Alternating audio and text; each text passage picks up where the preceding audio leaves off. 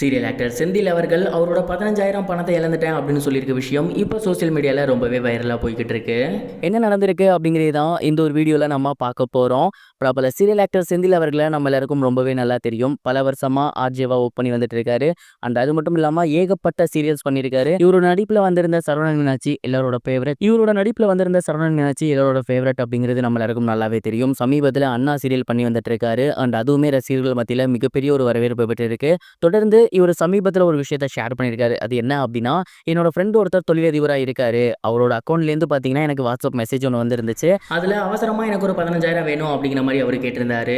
இது வரைக்கும் அவர் கேட்டதே கிடையாது அப்படின்னு நானும் கொஞ்சம் கூட யோசிக்காம டக்குன்னு போட்டுட்டேன். கொஞ்ச நேரம் கழிச்சு மறுபடியும் நான் போயிட்டு நம்பரை பார்க்குறேன். வேற நம்பர் வந்துருந்துச்சு. இதனால எனக்கு பயங்கரமாக ஷாக் ஆகிருச்சு. உடனடியாக அந்த நபருக்கு நான் கால் பண்ணியிருந்தேன். அப்படி கால் பண்ணும்போது அவர் என்ன சொல்லியிருந்தாரு அப்படின்னா, என்னோட வாட்ஸ்அப் ஹேக் ஆயிடுச்சு. இந்த மாதிரி நிறைய பேருக்கு மெசேஜ் போயிருக்கு.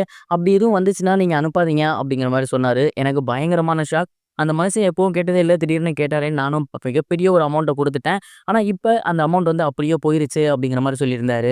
மேலும் அவர் என்ன சொல்லியிருந்தாரு அப்படின்னா, இந்த மாதிரி தெரியாத எண்கள்லேருந்து உங்களுக்கு வந்தாலோ இல்லை தெரிஞ்ச எண்கள்லேருந்து வந்தாலோ உடனடியாக பணத்தை போட்டுறாதீங்க. ஃபர்ஸ்ட் ஆஃப் ஆல் அவங்களுக்கு கால் பண்ணி கேளுங்க, உங்களுக்கு இந்த மாதிரி அர்ஜென்சி ஏதாவது இருக்கா அப்படின்னு. அதுக்கப்புறம் பார்த்தீங்கன்னா நீங்கள் அவங்களுக்கு அமௌண்ட் அனுப்புங்க. அண்ட் 1க்கு 2 தடவை செக் பண்ணிட்டு அனுப்புங்க. அந்த மாதிரி பண்ணாமல் போய் தான் இப்போ எனக்கு 15,000 லாஸ். அண்ட் அவர் சொல்லியிருக்க விஷயம் இப்போ சோசியல் மீடியாவில் ரொம்பவே வைரலாக போய்கிட்டு இருக்கு. இதை பார்த்துட்டு ரசிகர்கள் எல்லாருமே அவருக்கு ஏகப்பட்ட விஷயங்கள் சொல்லி வந்துட்டு இருக்காங்க. அண்ட் போலீஸ்ல கம்ப்ளைண்ட் பண்ணுங்க, சைபர் டைம்ல சொல்லுங்க அப்படின்னு. அண்ட் இது எல்லாத்தையுமே அவர் பண்ணிட்டதாகவும் கூடிய சீக்கிரமே அவங்க மீட்டு தரேன்னு சொல்லியிருக்கிறதாகவும் சொல்லியிருக்காரு. அண்ட் அவரு ரசிகர்கள்கிட்ட சொல்லிக்கிறது இதான், நீங்க யாரும் இந்த மாதிரி ஏமாந்துடாதீங்கன்னு. அண்ட் சமீப காலமா நூதன முறையில் ஏகப்பட்ட திட்டுகள் நடந்து வந்துட்டு இருக்கு.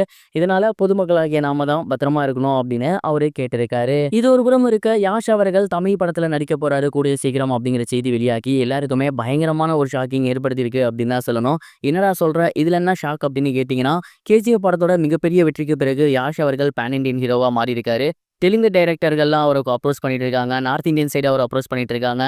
இப்படி மிகப்பெரிய மார்க்கெட் இருக்கும்போது அவர் தமிழ்ல படம் பண்றாரு அப்படிங்கிறது எல்லாருக்குமே மிகப்பெரிய ஒரு ஷாக்கிங். அதுவும் PS மித்ரன் அவர்களோட டைரக்ஷன்ல நடிக்க போறாரு அப்படிங்கிறது தான் இப்ப மிகப்பெரிய அளவுல வைரலா போய்கிட்டு இருக்கு. யாஷ் அவர்கள் சமீபத்துல டாக்ஸிக் அப்படிங்கிற படம் நடிச்சு வந்துட்டு இருக்காரு. அண்ட் இந்த படம் மிகப்பெரிய ஒரு பொருட்செலவுல எடுக்கப்பட்டு இருக்கு. இந்த படம் ஆல்மோஸ்ட் முடிகிற ஸ்டேஜ்ல தான் இருக்காமா.